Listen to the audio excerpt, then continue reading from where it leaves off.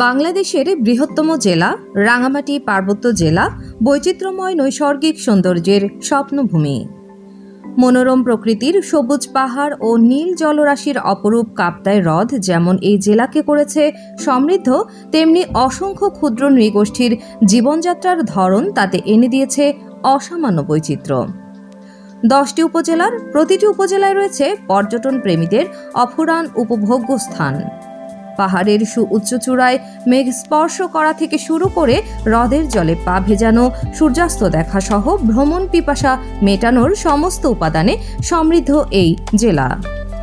প্রতি বছর দেশ ও বিদেশের হাজারো পর্যটক আসে এই জেলার মনোরম প্রাকৃতিক সৌন্দর্য অবলোকন করতে।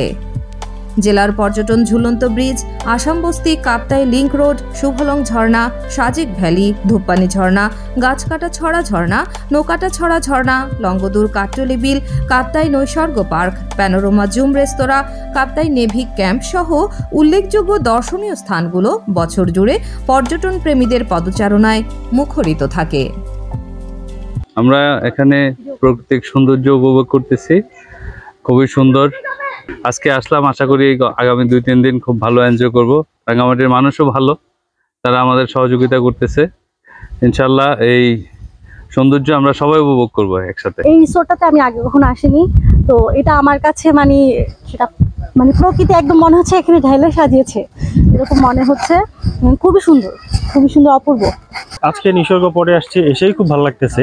ওয়েদার খুব ভালো, বাইরের ওয়েদারের তুলনায় ভিতরের ওয়েদারটা বেশ ভালো। নদীর পাড়ে বাতাস আছে, পরিবেশটা বেশ ভালো। ফ্যামিলি নিয়ে খুব সুন্দর সময় পার করার জায়গা। পর্যটন কেন্দ্রগুলোতে পর্যটকদের যাতায়াত এবং অবস্থানের জন্য আরও নতুন নতুন ব্যবস্থা গ্রহণ করা হলে এই অঞ্চলের অর্থনৈতিক অবস্থার অধিকতর উন্নয়ন তথা দেশের অর্থনৈতিক উন্নয়নে বিশেষ গুরুত্বপূর্ণ ভূমিকা পালন করবে বলে মনে করেন পর্যটন সংশ্লিষ্টরা।